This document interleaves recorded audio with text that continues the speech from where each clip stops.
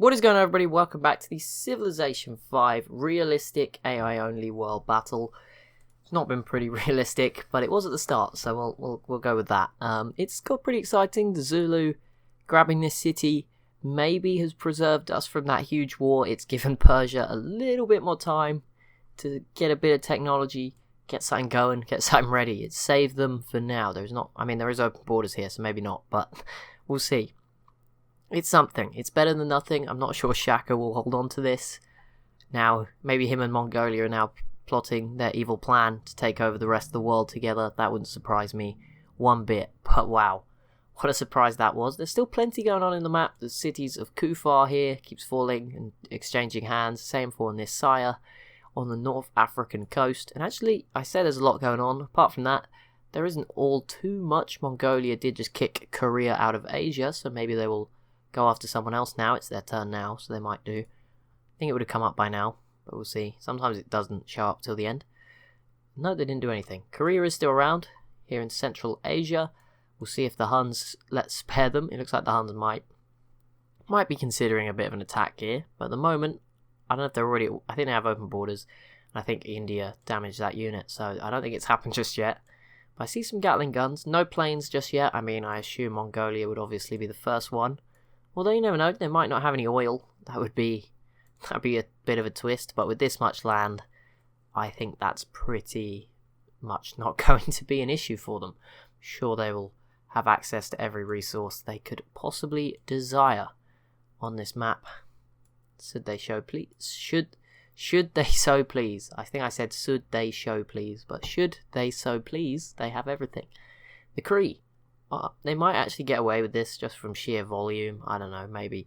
They've just gone autocracy, so that's someone else going the way of the Mongols. I mean, it's probably going to be autocracy that wins and everyone follows it now. It doesn't seem to matter. And I'm pretty sure I was supposed to say Mongols there, not mongrels. But, you know, same thing maybe. Maybe they are just dogs. Maybe it's an empire of dogs.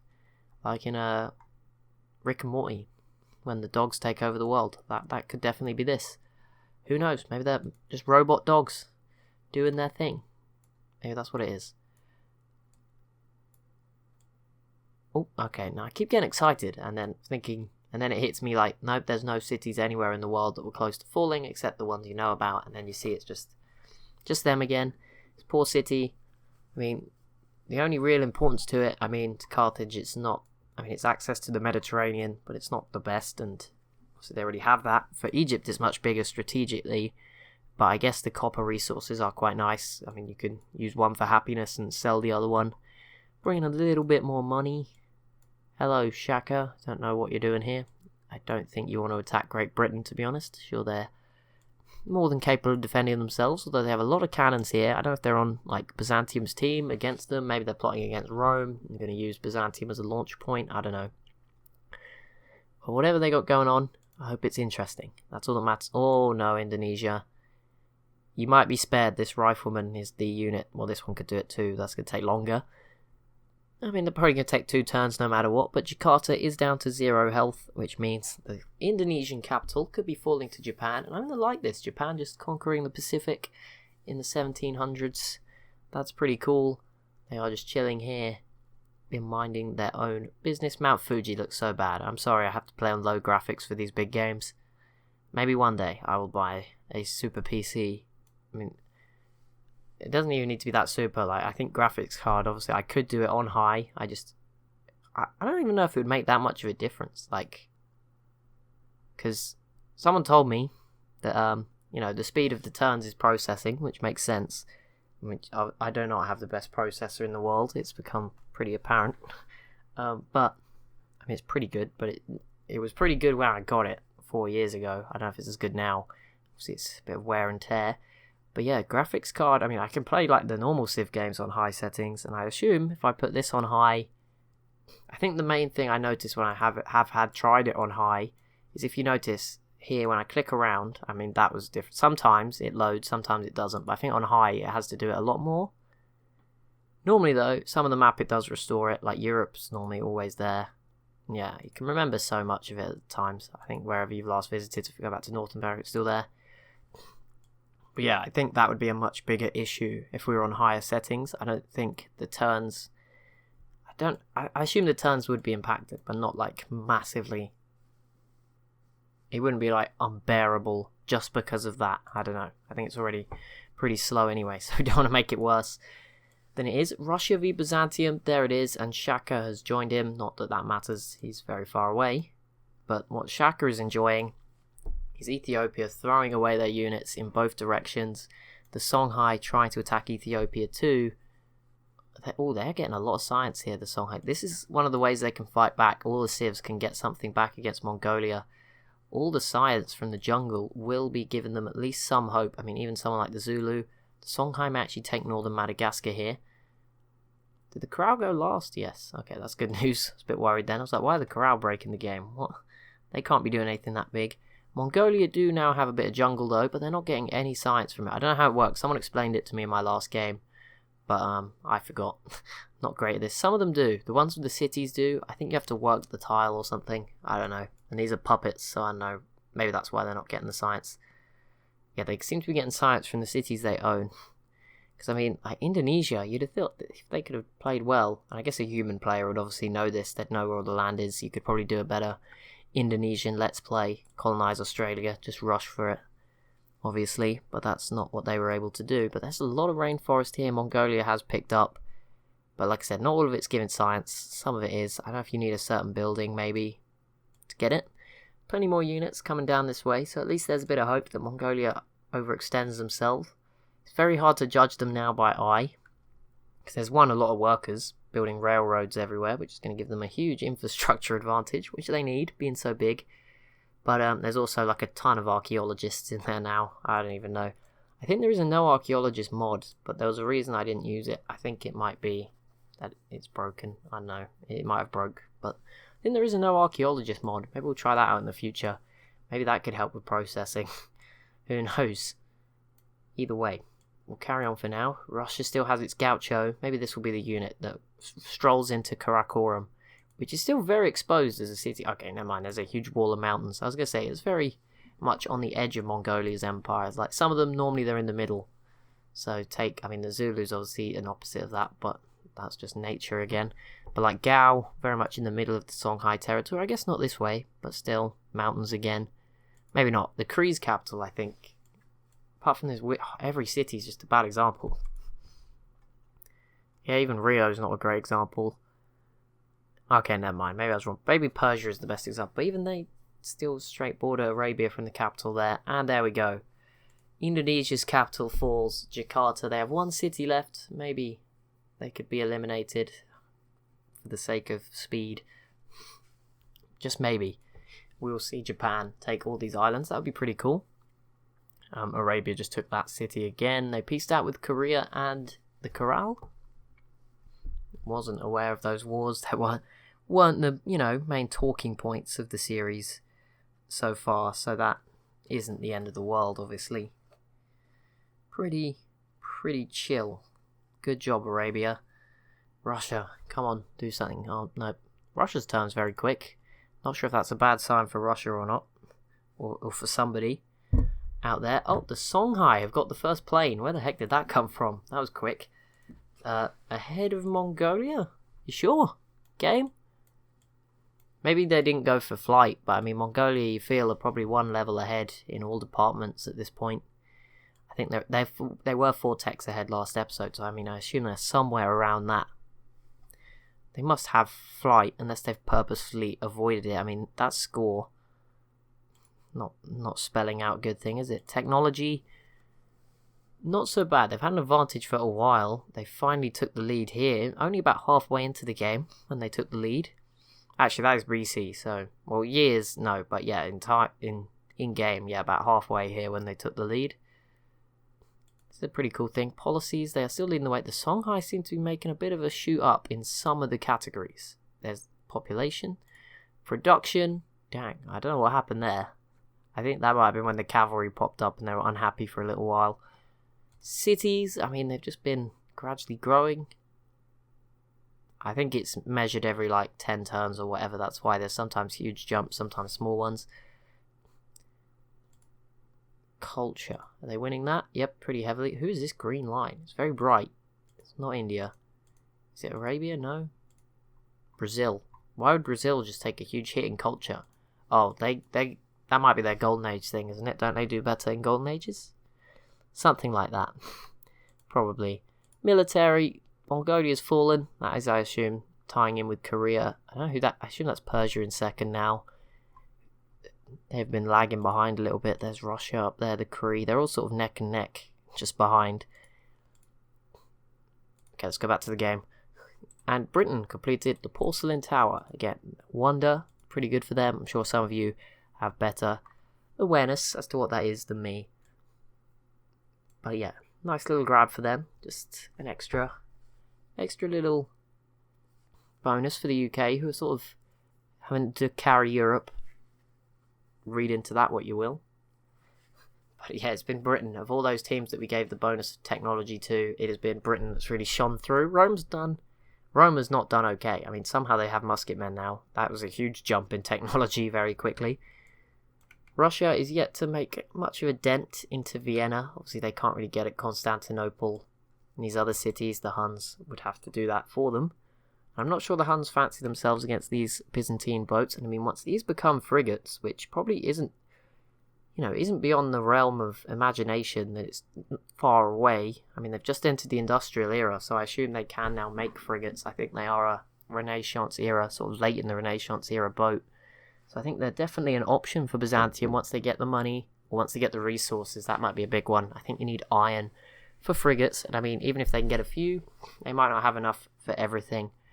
But yeah, once they get to those, then the Huns are going to struggle against Byzantium. I mean, attacking through here is going to be difficult. Just generally, no roads. They never really connected themselves to the Ottomans, which is probably smart. So yeah, Constantinople's pretty safe for now. I don't see anyone actually getting at it until one of these two just gets ridiculously strong. Yeah, once planes start flying over the Black Sea, that might make it a little different. But I'm very surprised by that Songhai plane. That stuck up on us out of nowhere. And it means the Songhai definitely... I mean, it's a great war bomber, actually, which is really smart. I mean, there's no anti-air units yet. There's no other planes. Sometimes, I definitely neglect fighters, but they can be useful. But yeah, the Great War Bomber's definitely going to be the good choice early on, and that is just something Ethiopia are not going to be able to contend with here. It's only one, but I mean, it's still a pretty scary prospect, just taking damage left, right, and centre.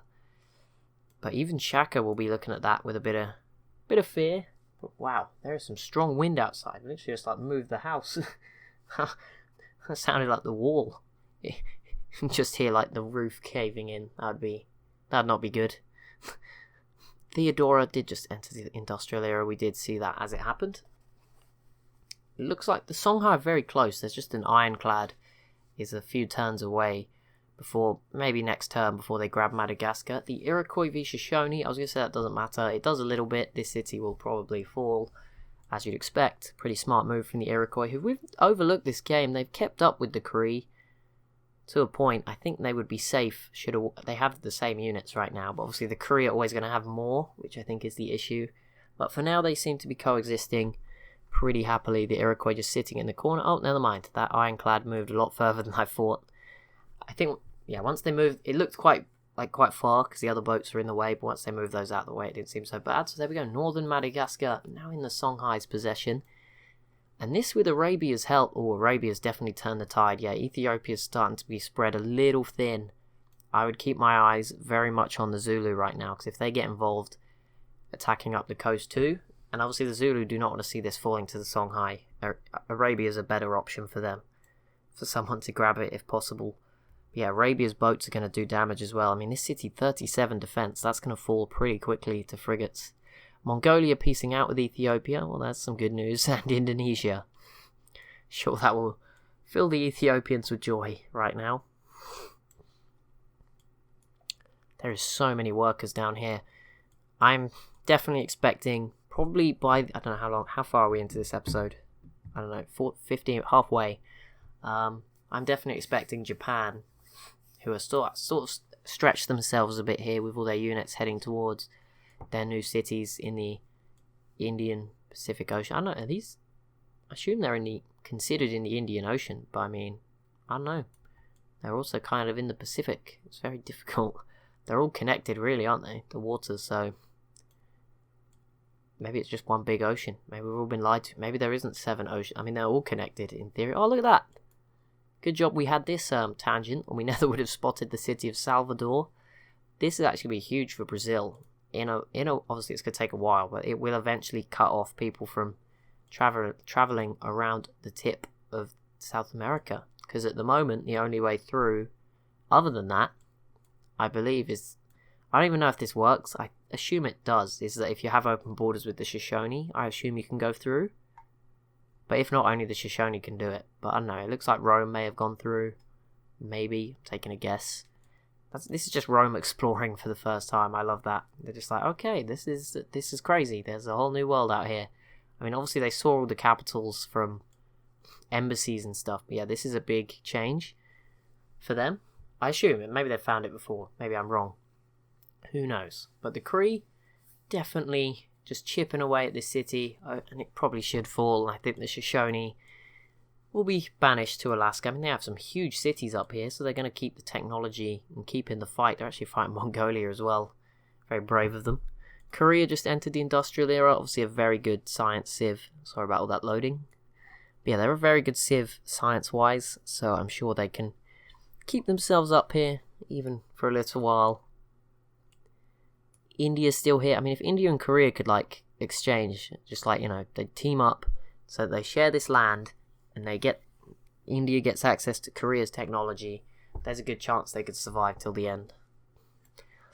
But without it, I think it'll be difficult. I think eventually India will fall to Mongolia. It's a matter of when. I mean, they didn't really go at it last time. Like, they didn't really have the artillery last time. It sort of was... They were starting to get it as the peace deal kicked in.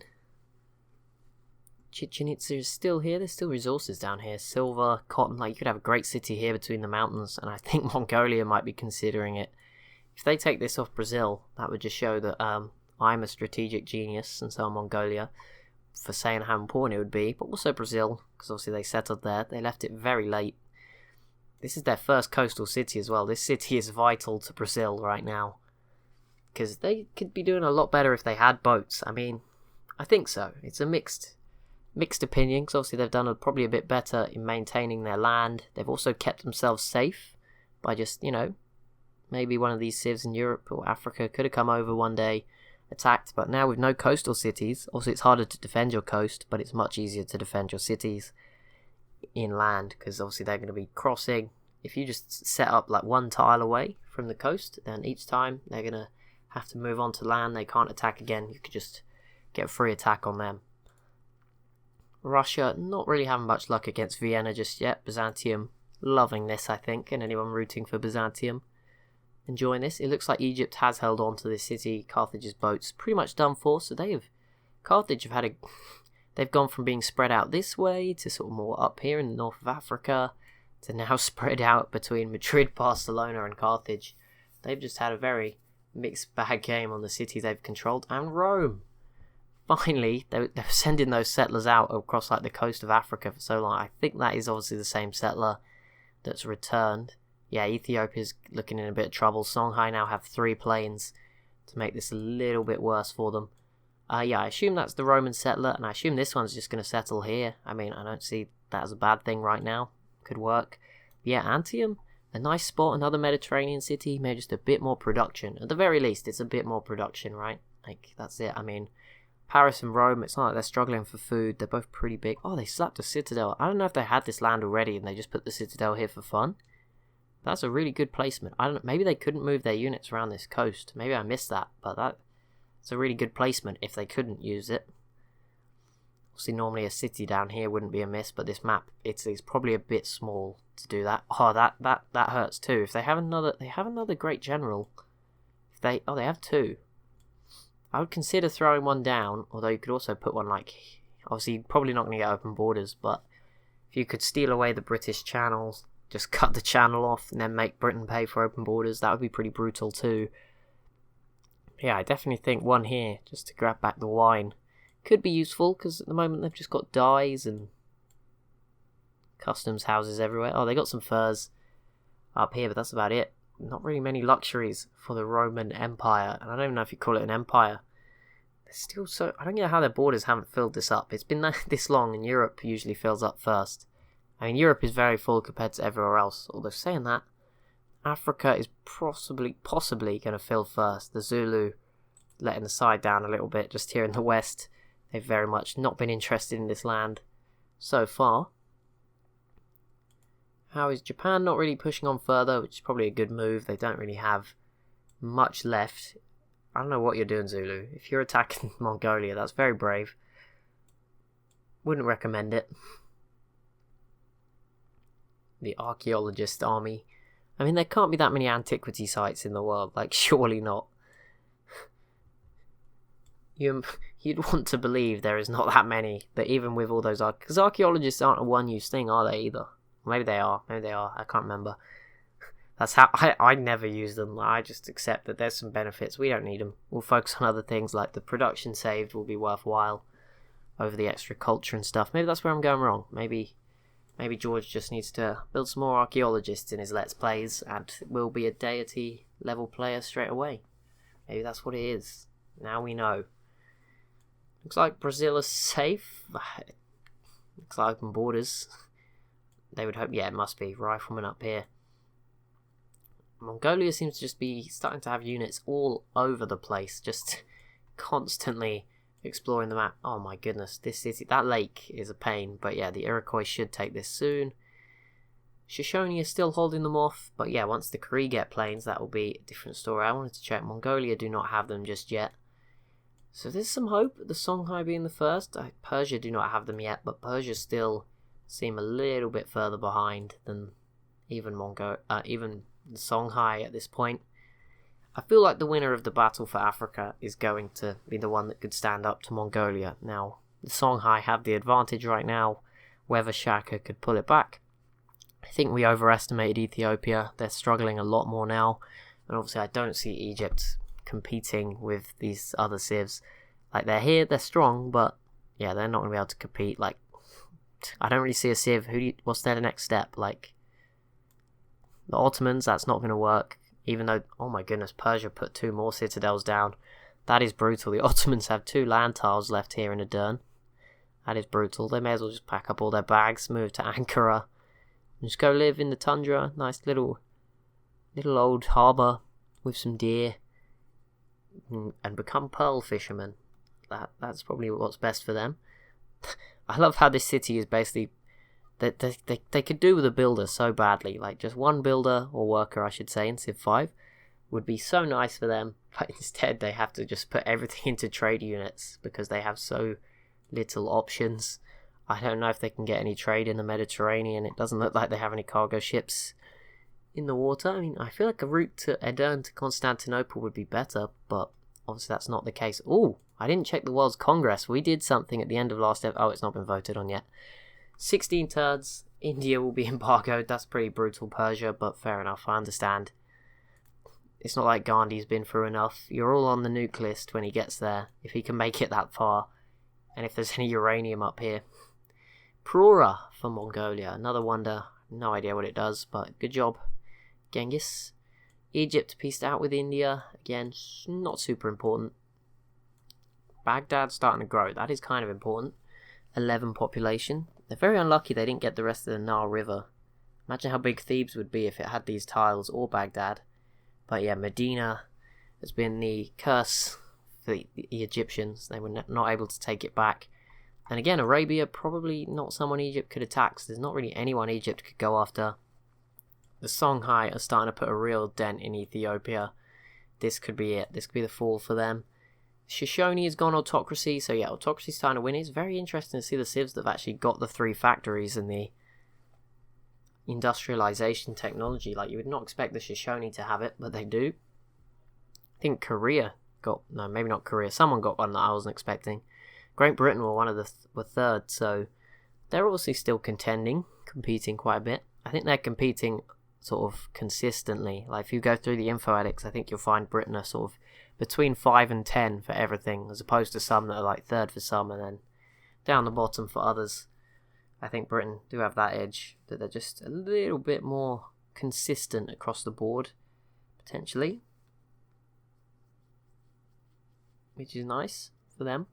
It's good to see them doing well in AI only battles. They've not got the best history. I remember one battle where they did well and then it all just fell apart. I think it was one of the very first ones I did actually. So I can't. It was just like a normal world battle. There was no unique twist to it. I think there was a cool thing with them, Poland and Germany, where them and Poland teamed up on a pretty strong Germany, which is pretty rare in itself, let alone a strong Britain. And then once they finished off Germany, I think Poland sort of just took Britain down after that. And there we go. The Iroquois did grab this city off of the Shoshone. That was sort of expected at some point to happen. And there we go. It's finally happened. Timbisha, or however you say it, has fallen. That could be a movie in this universe. Like Olympus has fallen. London has fallen. I think there's another one out now. I don't even know what it's called. I haven't seen any of them. But there you go. Timbisha has fallen. That's going to be the blockbuster movie in this universe, in the Iroquois lands. Russia has gone autocracy, so I think there's literally 2 civs that went order and for those early bonuses, and that's it. I don't normally spy, but I'm tempted just to spy on Mongolia just for fun, although I assume my spy will probably get murdered. I feel like Genghis is on top of that stuff. He knows what he's doing. Probably got spies everywhere. This map, this list is scary. Look, that thing is so small you can hardly click it. That's how many cities there are in the world right now. Pretty scary. This is not the menu I wanted either. I'm trying, okay? Oh, the Huns starting to settle some more out here in the wasteland. At the very least, forcing Mongolia to go to war. These Koreans are trying to escape, I think. I don't know where they were. If they just walked into Mongolia, then they're stupid. But Ethiopia piecing out with the Incans. They're clinging on right now. Let's see if Shaka gets involved. It doesn't look like he will this turn. But Adwar here is probably going to fall, and that is Ethiopia's second biggest city. That will be a huge blow for them, just to lose that to the Songhai as well. That will be a very good gain. Cuts the Zulu off even further. Well, not really actually at this point. It's not, but still getting in the way. Brazil v Byzantium. Byzantium, very lucky that Brazil is not coastal. Obviously, that's going to hurt Brazil's economy. I'm just thinking about the sort of logistics of it all. Oh wow, Mongolia might actually be attacking the Panama Canal. I thought they were at war with the Shoshone. Yeah, they are. So these boats might actually be here to take the Panama Canal. Like, at that point, that would be amazing. If Mongolia had the strategic insight, maybe they're just doing it to be a dick, I don't know. But if they had the insight to take this city, that would be amazing. I would love that. But I really doubt it. Also, there's no melee unit here. Oh, there's a rifleman on its way. Maybe that is what's happening. Oh my goodness, Mongolia, you might be about to make my dreams come true. I cannot believe this is happening. If they do this, then they deserve to win. Saying it, putting it out there. All those years, the canal cities have been overlooked. We're finally going to see one. Hopefully I'm going to get one in my next Civ Let's Play. Going to be hopefully playing as the UK in Civ 6. That may actually be starting really soon. I'm just trying to decide whether I want to cut to 3 series yet or do I want to stay with 2 and try and get through them a bit quicker. Because obviously the plan is once I'm back from my trip or my holiday to try and go up to 45 minutes a day again, whether that be in 2 22-minute ones like I used to do or just one 45-minute episode. These half-an-hour ones have gone down really well. Like, apparently. Like, I don't know what you guys want to say about them, but looking at the stats, they seem to have gone down pretty good since I've started doing them. So that's a good sign, I guess. They seem fairly popular. You seem to be watching a lot more. That's basically what I'm saying. Although the AI only helps, but it's not the only reason, luckily. Did that settler escape? It just made it. Indonesia also gets some peace deals, not that they were the people they should be worried about. Oh no, the UK, they're doing their thing. They're colonising the world. No, stop it. Oh, they peaced out. Why? Britain, I was only joking. I wasn't mad at you. I was just like, oh no, not this again. But yeah, it would have been good if you would have taken that, I think. I don't know why you would want it. It would just put you in the sights of Mongolia. But, you know, would have been a laugh. Great war infantry. Mongolia far more interested in infantry, it seems, than flight. Although those techs are parallel. I like what we're seeing from the AI. They definitely seem smarter in this game. They seem to have stepped it up a gear. because the Songhai have clearly rushed flight because they know it's a chance, gives them, you know, it's going to suit their situation. They need it right now. It's something that no one around them has access to. It's turned the tide in this Ethiopian war very slowly, but now they have 5 great war bombers. They're focused on the bombers. It's like the Songhai are currently me personified in Civ, or no, personified would be the other way around. Civified version of me. Just come for the great war bombers. Just these Ethiopian units can do nothing as they take damage from the sky. 5 planes. It's pretty brutal. It's probably going to fall next turn, I assume, which is going to be a pretty big blow. And if Addis Ababa was to fall too, the Songhai will be looking very good in Europe. But that is going to be it for this episode. As always, if you have enjoyed, be sure to leave a like on the video. Be sure to leave a comment down below. And be sure to subscribe as well if you are new to the channel. Thank you so much for watching, and I'll see you in the next one.